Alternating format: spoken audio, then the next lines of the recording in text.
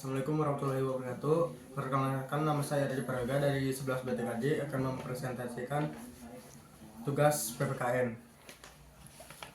Pengertian konstitusi secara etimologi.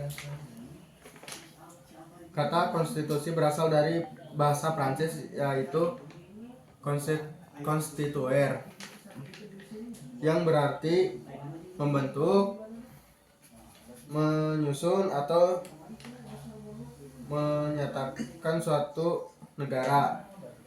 Dalam arti luas adalah keseluruhan sistem ketatanegaraan suatu negara yang terdiri dari kumpulan peraturan yang mengatur pemerintahan negara. Dalam arti sempit adalah aturan dasar yang tertulis dalam suatu dokumen seperti Undang-Undang Dasar. Konstitusi terbagi dua, yaitu tidak tertulis dan tertulis. Contoh tidak tertulis yaitu pidato kenegaraan presiden, berkegiatan masyarakat musyawarah, pidato presiden di awal tahun, adat istiadat. Tertulis Undang-Undang Dasar Negara Republik Indonesia 1945 atau UUD 1945. Fungsi konstitusi adalah untuk menentukan dan membatasi kekuasaan negara. Sejarah singkat konstitusi. Perjalanan terbentuknya konstitusi di Indonesia dimulai sejak tanggal 18 Agustus 1945. Panitia Persiapan Kemerdekaan Indonesia (PPKI)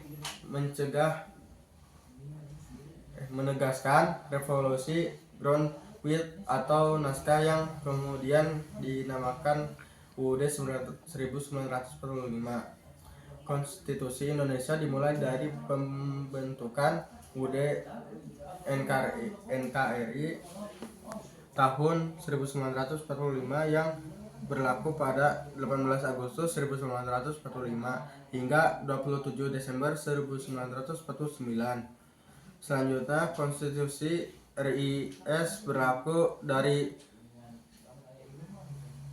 1949 sampai dengan 49 Agustus 1950 saat NKRI berbentuk Indonesia Serikat. Kemudian UUDS 1950 berlaku mulai 15 Agustus 1950 hingga sekarang. Setelah Orde Lama dan Baru berakhir, UUD 1945 mengalami amandemen pada masa reformasi dan diselaraskan dengan perkembangan zaman.